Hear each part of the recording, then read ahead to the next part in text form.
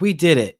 The end of the season is here. The most maddening, crazy, wild, unexplainable Texas Rangers season is over. And so is the Houston Astros.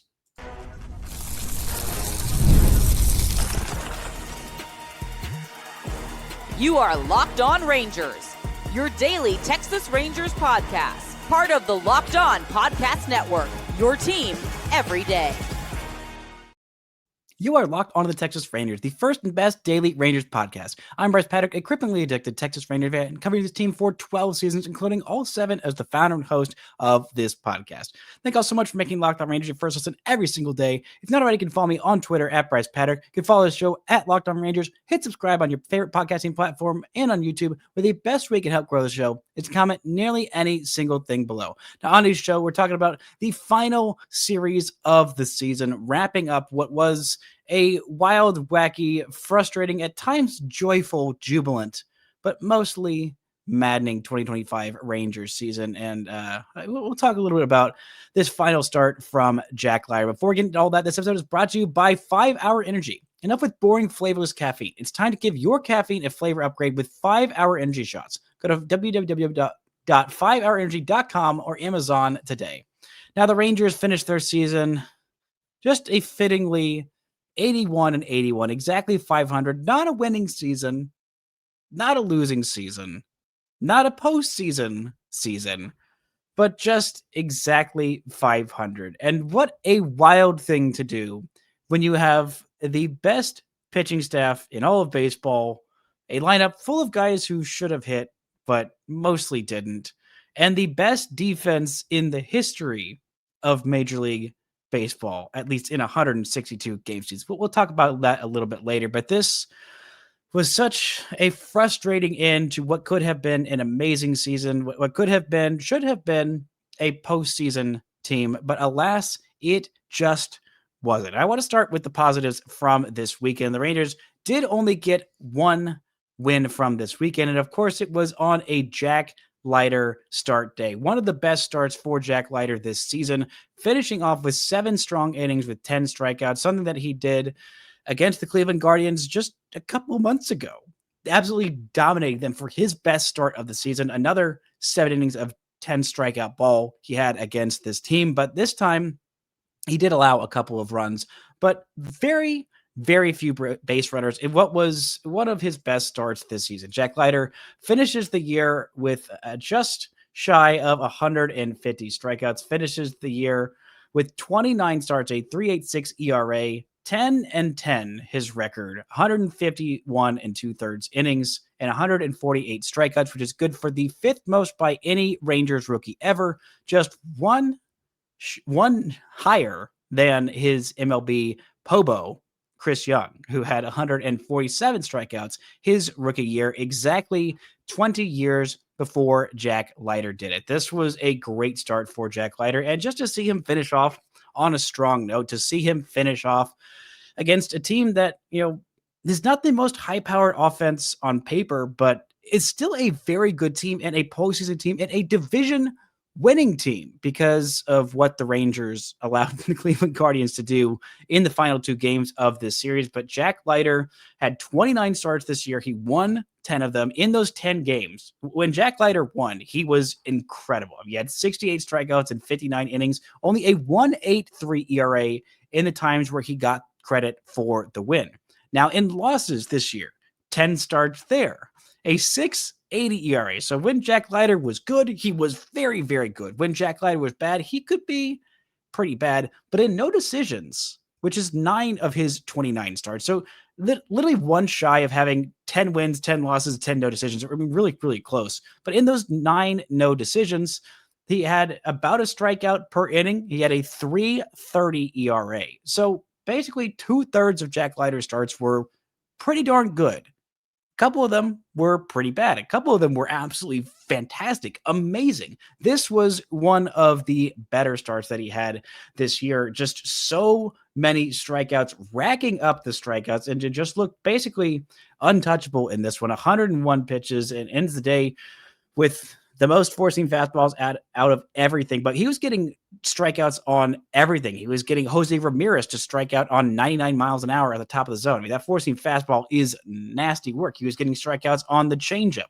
He got several of those. He got 5 swings and misses on 9 swings on the changeup.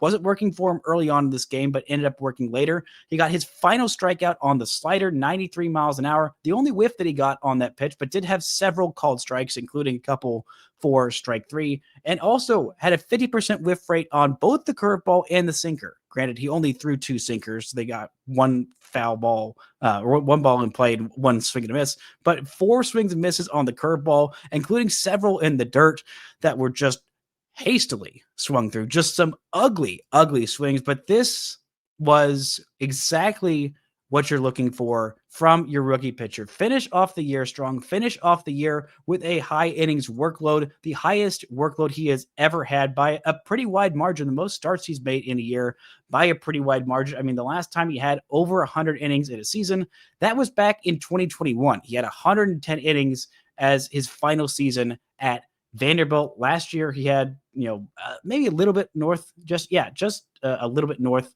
in 2024 of 100 innings. If you combine what he did at the major level, which was 35 2/3 and 77 innings at the Round Rock minor league level in 2024.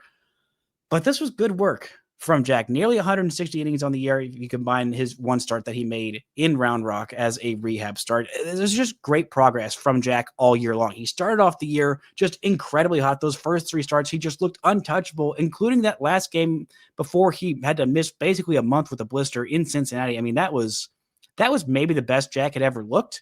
If Jack hadn't come out with that blister, that might have been his best start of the season, but the 7 innings of 2 hits and 10 strikeouts of shutout ball against this Guardians team back a couple months ago in Arlington, that was by far his best start of the season. But just seeing him learn how to just straight up pitch better, not just be a thrower, not just be a guy who's like, well, I got 100 miles an hour in my back pocket. Why don't I chuck this fastball by you as many times as I can and see if you could hit it? And for the most part, guys last year very much could hit. If they knew that was what was coming, he did not mix his pitches well. He did not have the sinker that he really used at all last year. He had a changeup, but it wasn't this kick changeup that worked super well with how his fastball plays up. The slider was a lot more effective last year. At times it would come and go this year, but when you've got, 5 different pitches you can reliably go to, and the fastball is always a very, very good pitch for you. If on one day you're like, okay, well, the slider's not working today, it's going to be more of a curveball day, or it's more of a changeup day, or, maybe I need to add in the sinker just a little bit more. And the sinker really helped. Both the sinker and the changeup, the overall run value on that changeup wasn't particularly great this year. It graded out as a negative run value pitch, -3 overall on the year. Same with the curveball, graded out as a -3 overall on the year, because there were some times where both those pitches got hit super hard, but the sinker and the four-seam fastball both +5 run value or more this year. And the sinker, while it's not as good a shape as the four-seam fastball, but just having that different version of his fastball to keep hitters off of it, to keep hitters from saying, oh, well, he's behind the count, he's got to throw a strike, it's going to be a four-seam fastball. Just having that slightly different version of it, it might not get a whole bunch of swings and misses. It only had about half the strikeout rate that his four-seam fastball did. But it helped keep hitters honest, it helped keep his pitch count down. It helped keep him from, early on last year, he would just not be able to go deep into games. He had no games where he went 6 or more innings. This year, he went 7 innings multiple times and looked fantastic while doing so. And was able to be pretty economical with that pitch count because he was able to get some early outs, some weak contact, which he was able to get from that sinker and that changeup and keep guys off that four-seam fastball, which was just such an incredible pitch. I'm so incredibly encouraged by what Jack Leiter was able to accomplish this year. Not just the overall counting stats or how he got much better in the second half versus the first half, an ERA below 4 in that second half, a 3.28 ERA in 13 second half starts, and the strikeout rate was at 10 Ks per 9 in the second half versus 7.7 in the first half. He was just a whole lot better, and he just kept on getting better each start out there, learning and growing and, studying under the tutelage of both Nathan Eovaldi and Jacob deGrom, and not to mention, Mike Maddox, who was one of the best pitching coaches in the entire sport. This was a great final start for Jack Leiter. Also got some run support, was able to just go at these Cleveland hitters, go deep into the game, and save the Rangers' pen so that they could have used slightly more effective relievers towards the end of this weekend. That didn't end up working out for them. But this final start from Jack Leiter was the best thing to happen this weekend for the Texas Rangers, outside of maybe one thing. If you're more of a hater than you are a lover, then there was something that happened on Saturday night that might have made you smile just as wide as I did. We'll talk about that and more right after this. This show is brought to you by 5-Hour Energy. Caffeine just got a flavor upgrade. 5-Hour Energy shots deliver tasty caffeine in 17 bold flavors. Each 2-ounce shot packs the caffeine of a premium 12-ounce coffee, plus B vitamins and nutrients with 0 sugar and 0 crashes. What I love most about them is how portable they are. Big taste, tiny shot. You can take it anywhere to get that boost you need. They've got so many great flavors, just so many. I mean, you got to try all these different flavors. If you got your favorite, maybe you stick with that flavor, or maybe you'll branch out and try something new. I love how fast it kicks in and that it's sugar-free, so I don't have to worry about crashing later. Enough with boring, flavorless caffeine. It's time to give your caffeine a flavor upgrade with 5-Hour Energy shots. Get the favorites you love, or be bold and try something new in-store and online at 5hourenergy.com or Amazon today. The show is also brought to you by Zippix. Whether you're looking for nicotine satisfaction or an energy boost, Zippix has you covered with their nicotine and caffeine-infused toothpicks. For nicotine users, Zippix provides a discreet way to satisfy cravings and the hand-to-mouth habit without vaping or smoking. Zippix can be a helpful tool to help you work to reduce your dependence on vaping. Available in 6 great flavors of 2 milligram or 3 milligram nicotine options. And if you need energy without the crash, their caffeine toothpicks are a game changer. Go to zippixtoothpicks.com and use code LOCKEDON for 10% off your first order. Must be 21 or older to order. Warning, nicotine is an addictive chemical. That's zippixtoothpicks.com, promo code LOCKEDON. Zip more, smoke less with Zippix Toothpicks. Shout out to every day that's making Locked On Rangers first listen every single day. On tomorrow's show, we'll be back, and I'll be talking about the postseason, not the Rangers in the postseason, but I will be talking about this postseason picture, making some predictions that, I guarantee you will at least be more accurate than my preseason World Series picks of the Rangers over the Braves in the 2025 World Series. That won't be happening, but I'll be talking all about the postseason, what you need to know as a Rangers fan on tomorrow's show. Now, the Rangers did not win a single game after that 7-3 victory over the Cleveland Guardians. It was a strong performance by the offense, a big day offensively for both Cody Freeman, for Jock Peterson, and heck, for Alejandro Ozuna hitting his just second home run of the year, which feels wild. It was only 2 home runs this year, a 3-run bomb to give the Rangers a 4-0 lead in the top of the first inning. The offense was doing work in this game. They didn't just settle for those 4 runs. They piled on just for good measure 3 more runs in that 7th inning to make it not as close of a game. Give Jack Leiter just that little bit more confidence to go out and attack those hitters. But the Rangers offense was not quite clicking in the final game of this series, or I guess in the next to last game of this series. Just 2 runs in this one, a solo shot by Adolis Garcia and an RBI from Josh Young. Those were the only 2 runs scored on Saturday. The Rangers offense just was not able to get it going against Joey Cantillo. They weren't able to get it going against Hunter Gaddis or against Cade Smith, who went an inning and 2/3 in this one. I mean, he was just on a mission in this one. The Cleveland closer, who the Rangers had walked off earlier this season, back in that series on the Friday game in Arlington, where Cade Smith had just blown a lot of saves in that moment. But the Rangers, they blew some saves of their own this season, especially Robert Garcia. I mean, it was a tough day for Robert Garcia, but I do want to give a shout out to Jacob Latz, who had an incredible final start of the year. 5 1/3 innings, just 5 hits allowed, 2 runs, both of them coming off that solo shot, 0 walks. Absolutely love to see that from Jacob Latz, and 6 strikeouts, including 3 of those coming in a row. In the 5th inning, he gives up a lead-off triple, a little bit of a bad play out there defensively by Cody Freeman, who hasn't played a whole bunch in the outfield, still has played plenty, dives for a ball, tries to make an amazing catch, just can't quite make it. Ball rolls to the wall, and it's a lead-off triple. You got a guy on third with 0 outs. You think, oh boy, that is a tough spot. You're going to need some strikeouts there. And you know what? He got them. Strikeout number 1, strikeout for out number 2, strikeout for out number 3 on a check swing by Austin Hedges. Strikes out the side to keep that run off the board and a tie game in a big, big spot by, of course, Jacob Latz, the second best Jacob on this roster in terms of pitching. But hey, he had the best ERA amongst Jacobs on the Texas Rangers this year with a 2.84 ERA. I really think that Jacob Latz needs to be a part of this rotation next year. He has been solid in the bullpen, fine, occasionally pretty good. He hasn't been great about, letting inherited runners score. So his actual ERA, if those inherited runs were charged to him, I think would be around 3.2-ish. There were quite a few inherited runs scored, but he's been great as he started, truly great as a starting pitcher, as were 2 of the 3 relievers that threw in this one. Jacob Webb throwing an inning in 2/3 of perfect baseball. He was fantastic in this one, finishes his season with exactly a 3 ERA. Sean Armstrong finishes the year off with a 2.3 ERA, a shutout inning of worked around 1 walk, and he was solid in this one. Robert Garcia comes on, gets the first 2 outs without much drama.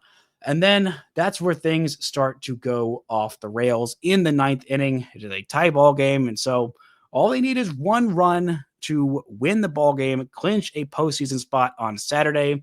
And in the process, because the Detroit Tigers had already won earlier in that day, because the Boston Red Sox had won on Friday, and because the Astros lost on Friday night to the Los Angeles Angels of Anaheim with a strong closeout performance by Kenley Jansen and a just boatload of homers for Mike Trout this weekend. Heading into this game, to eliminate the Houston Astros from postseason contention, the Guardians needed a win to clinch their spot. They ended up clinching the division title on Sunday. But heading into that 9th inning, you thought, okay, well, if the Rangers lose this one, oh well. They've already clinched not having a losing record by winning on Friday.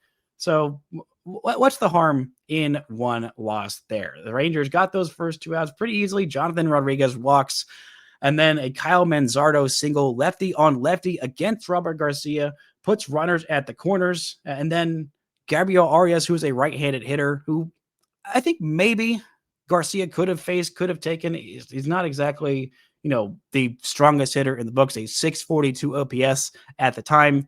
Not exactly a super dangerous hitter. And if you can't get him, I guess going for Brian Rocchio, who had an OPS, 6 points lower than him at that point, would have been fine. Would have been just fine. I guess it was John Kinsey Noel that was going up there. And then you pinch hit Kefis, who had already pinch hit earlier, gets hit by a pitch, and that's it. That's the ball game. A walk-off hit by pitch by Robert Garcia after intentionally walking the bases loaded to get the force out anywhere, but also force himself into throwing strikes and getting it out there to send this thing to extra innings. That did not happen. A walk-off hit by pitch, not a particularly close pitch, not the first pitch of the at-bat. And I saw a lot of people saying, oh, of course the Rangers did this on purpose. No, that's ridiculous. As much haters as the Rangers are, they were not throwing games on purpose. They have all these guys in this game just scrapping, clawing for some little bit of playing time, some little bit of a cherry on top of what was a miserable season, some way to just kind of say, hey, I'm here. I deserve a roster spot next year. I'm going to be fighting for a roster spot next year. I deserve to have X role that is bigger than what I did last year because of how I finished this year. I mean, that's not how Major League Baseball works. Now, it did work that way for the Miami Marlins, who completely shifted their rotation so that they could take out the Mets. As frustrating as the season was for the Rangers, at least they didn't blow what was just the most clinchable postseason berth in the last 2 weeks. Like the Mets just fell off the face of the earth in the final 3 months of the season. That, as frustrating as this Rangers season was, at least they didn't have that. that Robert Garcia, with an errant pitch, scoring the winning run for the Guardians, knocking Houston out of the postseason. They had already lost their chance to maintain their full season division title record when Seattle ended up clinching, 4 or 5 days ago.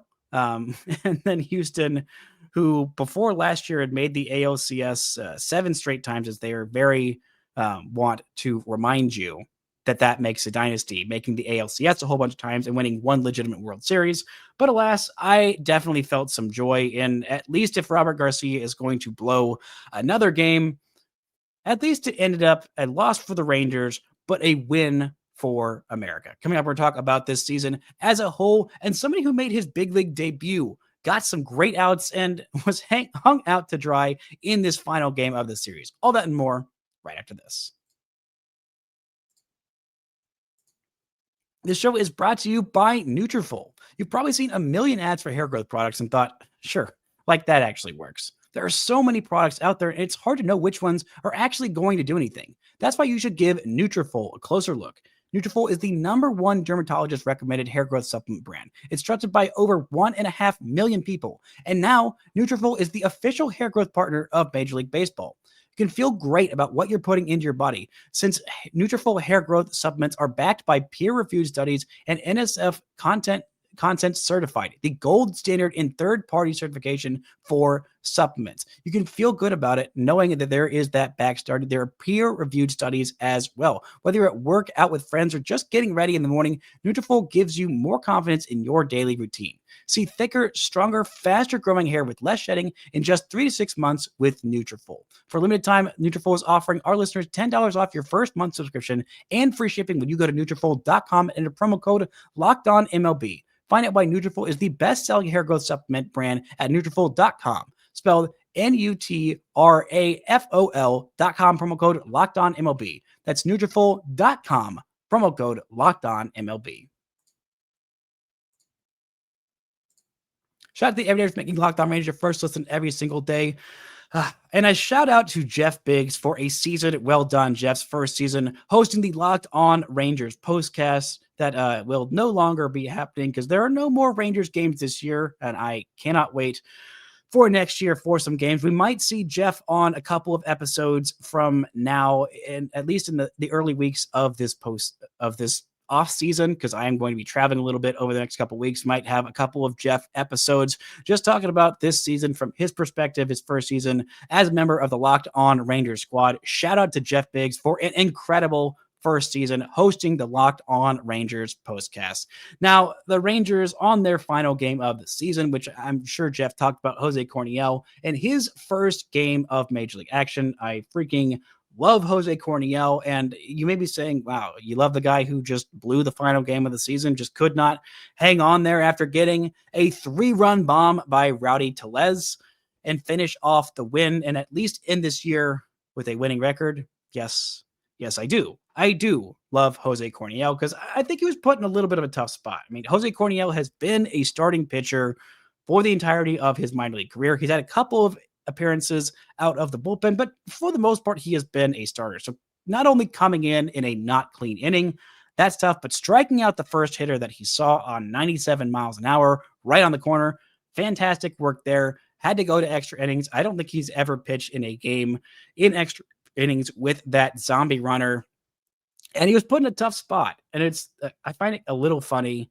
and ironic in a sad way that the Rangers were finished off by not only Logan Allen, who didn't have a great day. The Rangers were able to drop 4 runs on him, but the final 3 pitchers who threw for the Cleveland Guardians in the final game of the season to finish the Rangers season at 500 and not above it were 3 former Rangers: Matt Festa, Colby Allard, who could forget, and then Zach Kent, who I love, the first Ranger prospect on this podcast. Shout out to Zach Kent for having a pretty solid, little bit of an up and down year with the Cleveland Guardians, but a kid I can't help but root for.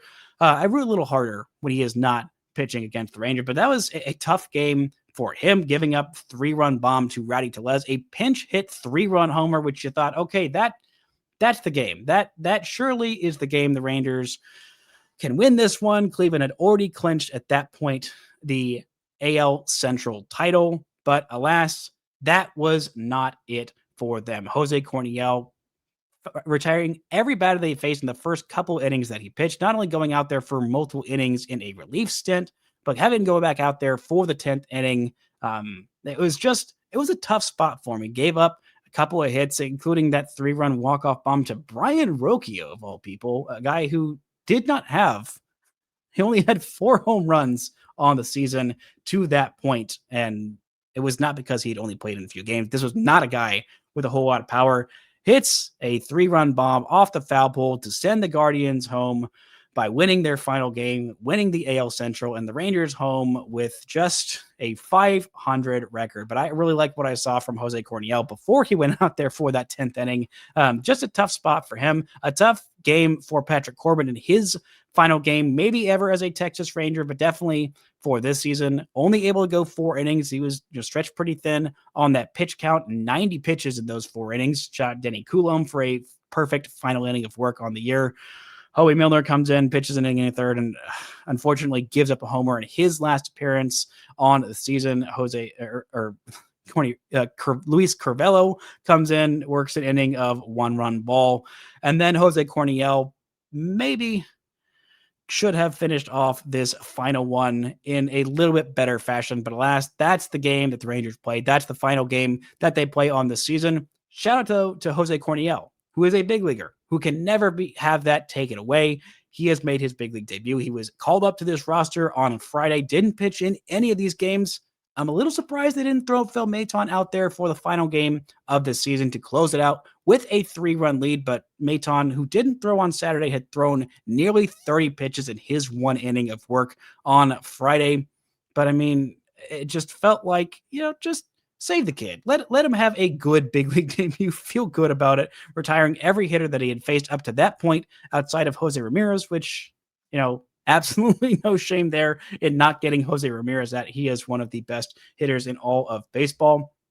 But one last little nugget, a couple of things that I was watching the final week of the season. I was watching for Jacob deGrom's final start of the season. That looked awesome. I was watching for Jack Leiter's final start of the season. That went awesome. I was watching to see how Wyatt Langford would finish this year. That ended a little bit earlier than I thought. Josh Smith did not end up playing this weekend. He was with his wife having their first baby, finishing his season with exactly a 700 OPS. Just one of those statistical oddities I was watching for this final weekend of the year. And Zeke Duran, God bless him, the man who is the super uber duper mega utility player, playing literally every position outside of catcher and center field. I'm a little surprised he didn't get to center field because he pitched this season.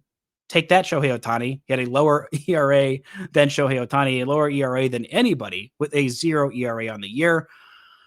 But he was looking for his first home run all season long. And by goodness, I thought he got it. I really did think that we got the first home run of the season on the final day of the year by Zeke Duran, but alas, that was not the case. It ends up just being a double off the wall. And of course, after he hits that ball, which would have been a homer in 28 of 30 ballpark, that's the cruelest thing I think I've seen. The only place, ironically, where that wouldn't have been a home run is Progressive Field in Cleveland and Globe Life Field in Arlington. So the only 2 places it wouldn't have been a home run is at the Rangers home park and exactly where they were. Very nearly at the opposite of a home run unicorn, a ball that would have been a homer in all the ballparks except for the one that it was hit in. It was hit very hard off the bat, 106.9 miles per hour, 22-degree launch angle. It was just maybe a little bit higher,